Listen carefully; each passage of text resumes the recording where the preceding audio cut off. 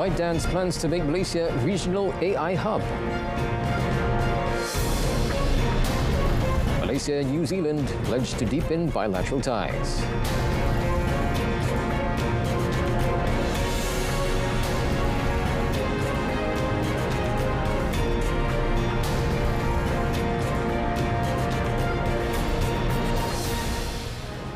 Hello, good evening and salam Malaysia Madani. Thanks for tuning in. I'm Otto Othman and you're watching Malaysia Tonight.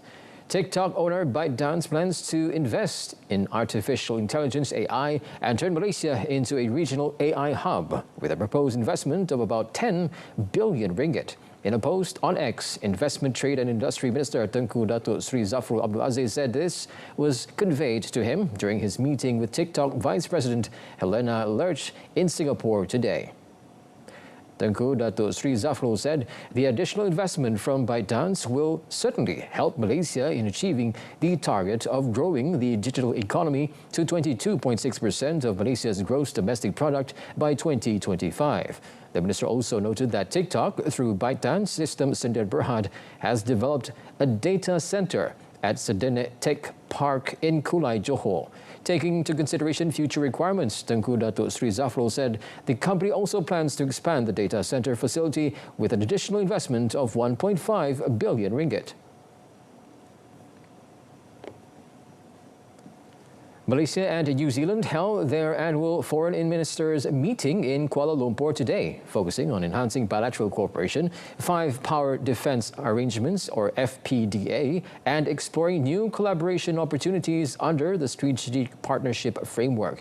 Now, Foreign Minister Datuk Sri Muhammad Hassan said the meeting was attended by the Deputy Prime Minister and Foreign Minister of New Zealand, Winston Peters, who is currently on a 4-day working visit to Malaysia. Hubungan diplomatik Malaysia-New Zealand tak ada masalah. Kita amat rapat, bahkan Malaysia-New Zealand mempunyai perjanjian hubungan dua hala yang baik. Saya juga mencadangkan supaya kerjasama keselamatan dan pertahanan ini dipertingkatkan lagi agar kerjasama serantau ini boleh menampakkan kekuatan serantau. Agar orang melihat keadaan serantau ini satu kawasan yang selamat, yang mempunyai persepahaman pertahanan bersama 5 negara yang telah lama wujud. The FPDA, which includes Malaysia and New Zealand, along with Australia, the United Kingdom and Singapore, is one of the world's longest-standing defence arrangements. The Pacific region, Malaysia is New Zealand's second-largest trading partner, with trade between the two countries reaching $1.42 billion as of June this year. Ops Kesan 2.0 will commence tomorrow in preparation for the targeted diesel subsidy implementation. Domestic Trade and Cost of Living Minister Dato' Armizan Muhammad Ali said the operation aims to curb profiteering and price manipulation using the adjustments of diesel's prices at petrol stations as an excuse. Undang-undangnya ada, hukumannya ada, dan penguatkuasaan kita akan tingkatkan demi kepentingan rakyat. Kerana kita tidak mahu agenda besar yang bernilai dan bermakna untuk kita menyasarkan subsidi ini disabotaj, diambil kesempatan oleh pihak-pihak tertentu yang memanipulasi harga. Ops Kesan 2.0 is a continuation of Ops Kesan 1.0, which was carried out to monitor the impact of the service tax hike on March 1st. The minister said the authorities will employ new approaches in Ops Kesan 2.0, including collecting price and service charges data starting 2nd May to be used as a comparison before and after the targeted subsidy is implemented. The ministry has also set up task force to deal with complaints about traders who use the diesel subsidy rationalization as an excuse to increase the prices of goods and services. A dedicated complaint channel has also been provided, with the operation hours of the Enforcement Command Centre will be extended to ensure prompt investigation of complaints received regarding the subsidized diesel control system.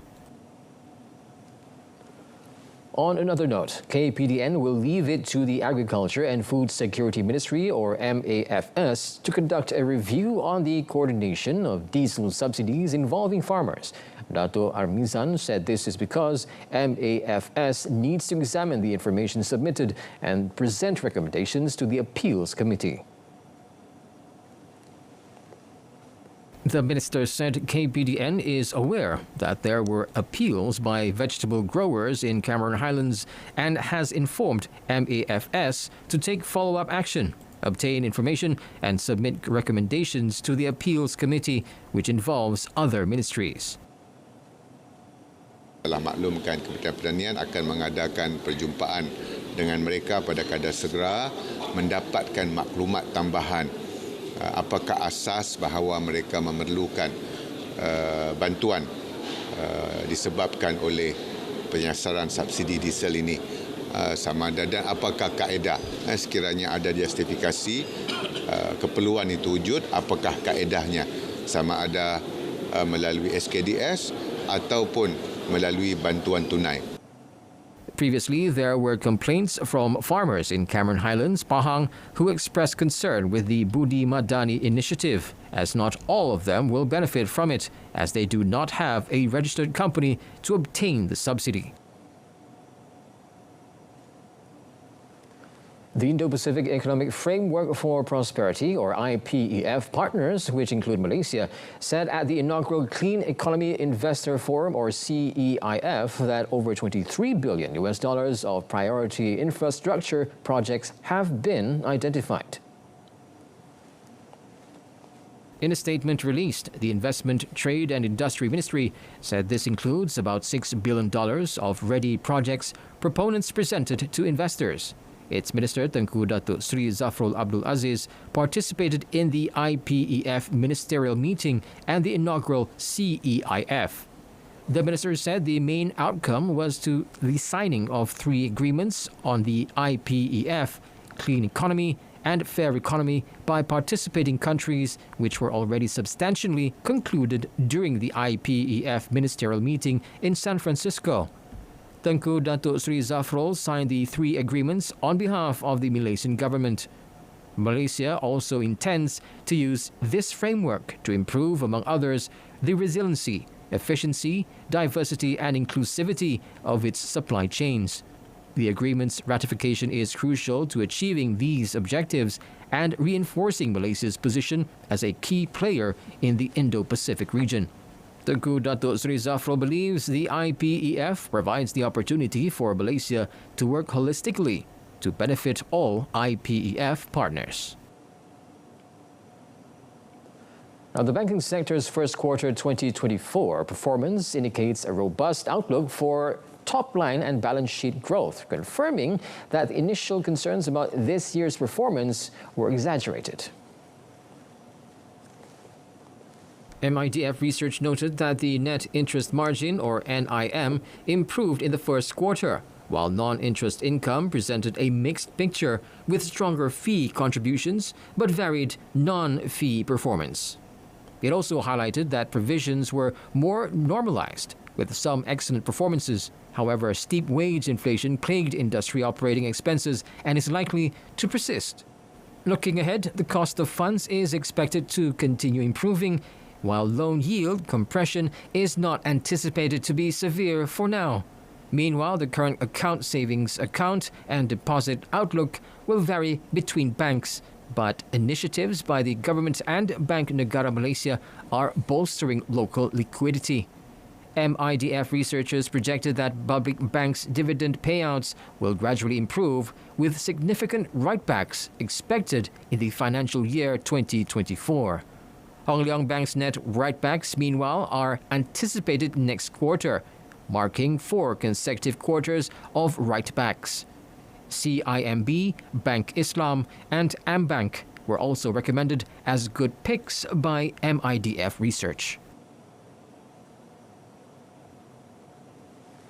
RHB Research has reaffirmed its overweight rating on Malaysia's healthcare sector, citing projections for stronger performance in the second half of 2024.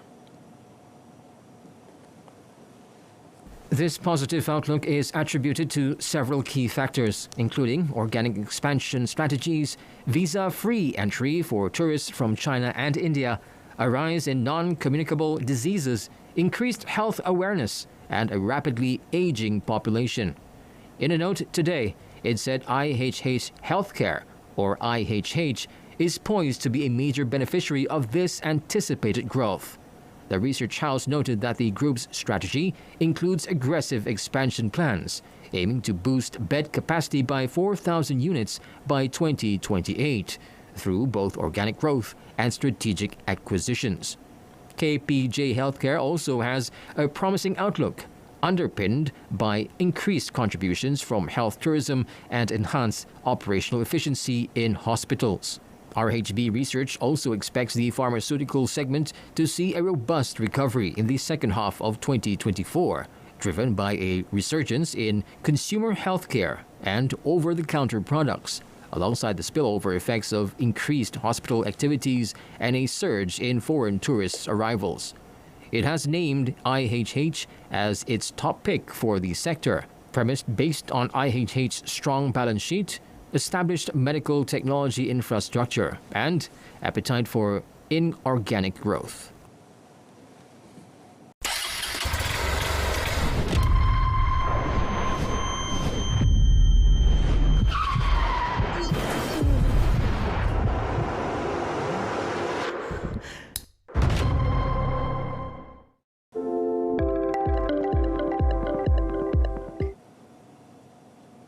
Good evening and welcome back to the show. Now, air travel has been deemed as safest way to travel. However, recent incidents of heavy turbulence could have cast doubts on several quarters, particularly frequent flyers. Now, to alleviate such doubts, we have on the line right now Captain Adi Marzriwan Hussein Shah.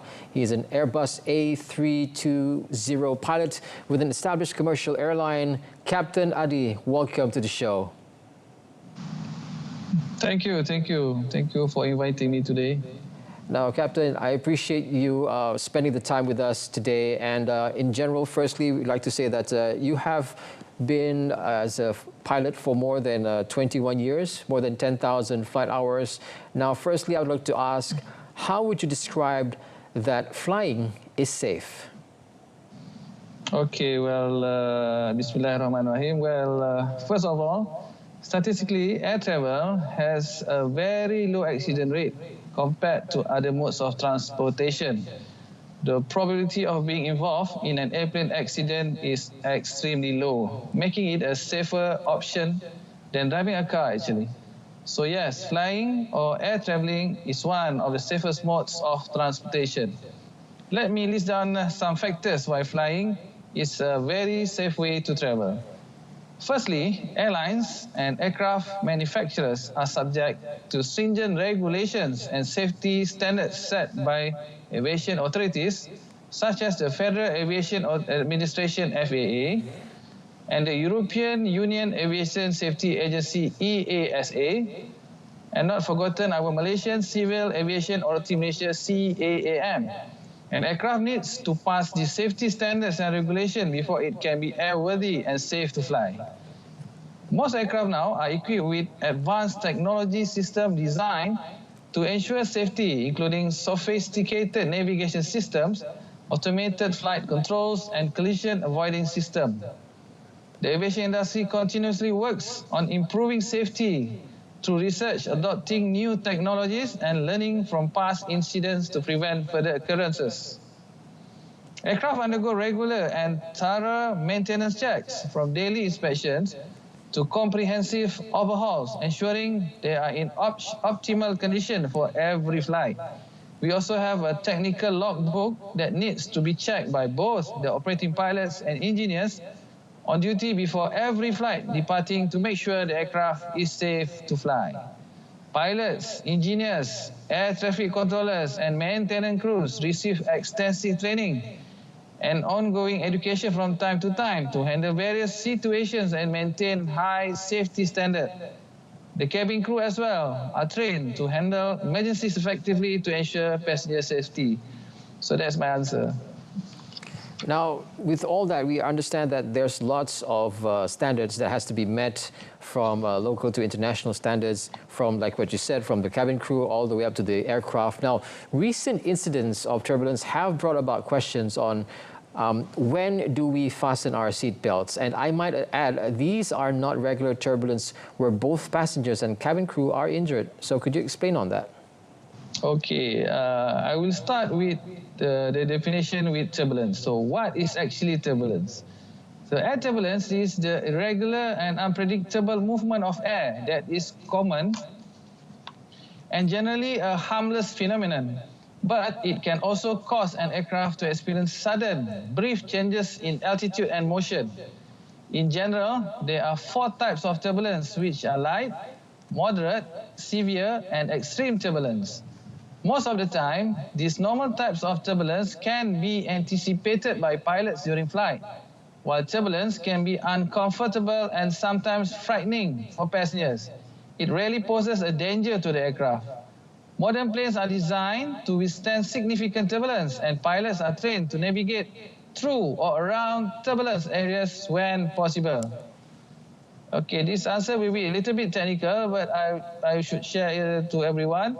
The air turbulence can occur due to various reasons, like number 1 is atmospheric condition, where changes in atmospheric pressure, weather fronts and thunderstorm can create turbulence.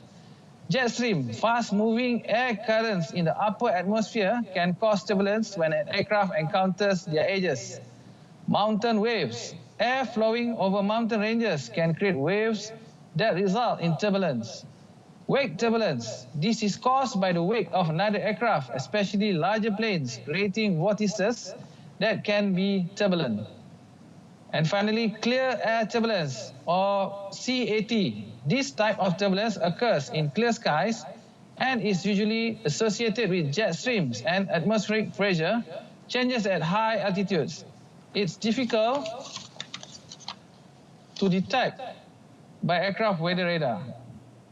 This is a type of turbulence that can normally cause injuries or casualties due to insufficient time for pilots to react and inform passengers and crew members. So you're saying, Captain, that would you agree that no amount of training in flight simulators or even experienced pilot with hundreds of flight hours are well prepared when encountering turbulence? Yes, that's true. But having said that, experience plays a significant role in helping pilots avoid or managing turbulence more effectively. Here's how experience benefits pilots in this context. Number 1, experienced pilots are actually better at interpreting weather forecasts, radar data, and satellite images, allowing them to anticipate turbulence more accurately and plan accordingly. With deeper understanding of common turbulence, pilots develop keen judgment and decision-making skills to choose the best course of action when turbulence is encountered or expected, making more informed choices during flight planning and execution. And pilots with extensive flight hours have more practice in handling turbulence, the ability to avoid turbulent areas, better at communicating with air traffic control, and more adept at managing aircraft during turbulent conditions to ensure passenger safety and comfort. And the most important thing is that experienced pilots has the ability to stay calm under pressure, which is very crucial when navigating through turbulent air.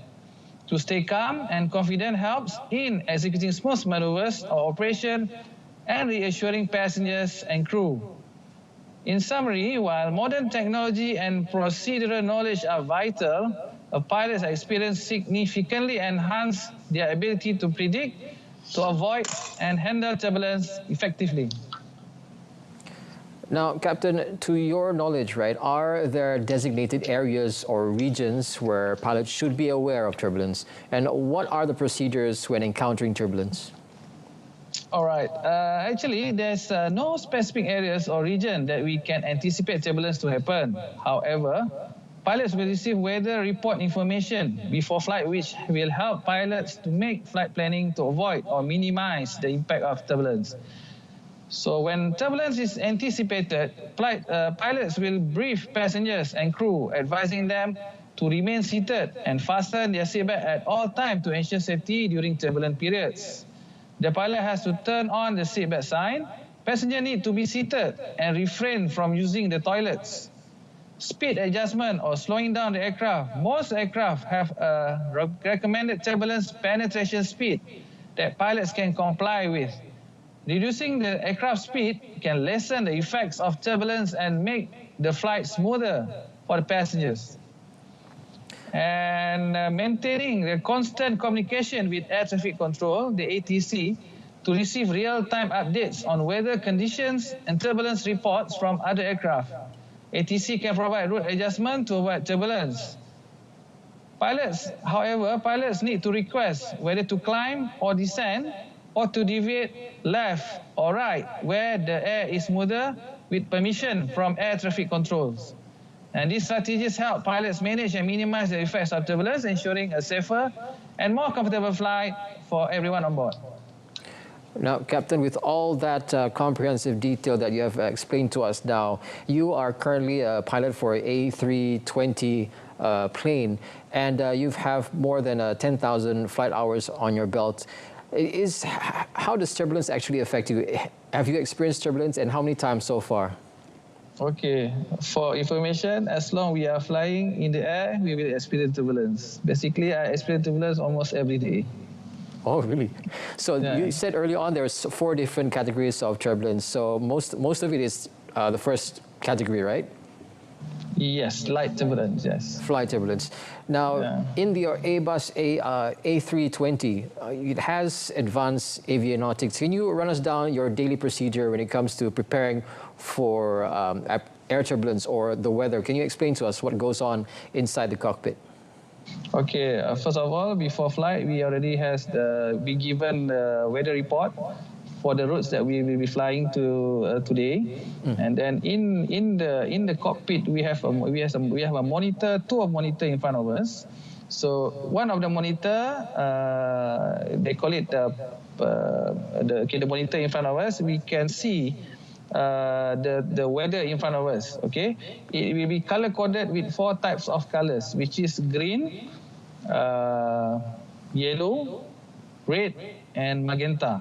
So the color is based on the intensity of the weather. Okay, for information as well, the weather radar in the cockpit actually detects water droplets. It cannot detect wind. So, but by saying that, by seeing the colors of the weather inside the weather radar in the cockpit, pilots can decide to deviate whether to the left, to the right, to climb or descend to get rid of the weather. So that's how we actually avoid turbulence. Okay, Captain, with all that details and the technology that we have in our current, airplanes, I would like to ask this question, and ask this also previously to our senior ex-pilot as well. Would you be a passenger on a plane that is unmanned without a pilot? My honest answer is no. Even with all the technology that's in the cockpit and it's not manned by a pilot, you wouldn't go on a plane? I will not. No. What is the reason behind that? Because for me, from my opinion, we still need a little bit of human touch, a little bit of human decision making in case the flight experience any emergency or any crucial conditions. For example, coming to land with bad weather conditions, there's a lot of consideration actually to ensure a safe landing. So I don't think AI has that ability to think like a human being. That's my opinion. Okay, I guess that's your opinion. Thank you very much, Captain. Thank you very much. I think the question also arises whereby somewhere in the Middle Eastern countries, they already have those flight plans and it's unmanned by any pilot, it's automated. So what do you say about those kind of technology which probably might bring into Airbus A320 or any other commercial flights? What do you think about that? It's currently it's currently ongoing right now. So if it moves to an Airbus, what do you think about that? I understand that all this unmanned flying machine is basically used for military purposes.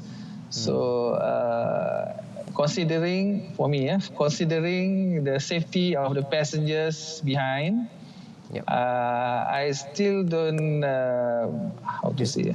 You still don't agree with it? Don't agree, yes, I don't agree with that. Okay, thank you very much, Captain, for your time. And that's all the time that we have already. So we'd like to thank you, Captain, for your time and all your thoughts and insights on today's discussion. Thank you so much for that, Captain.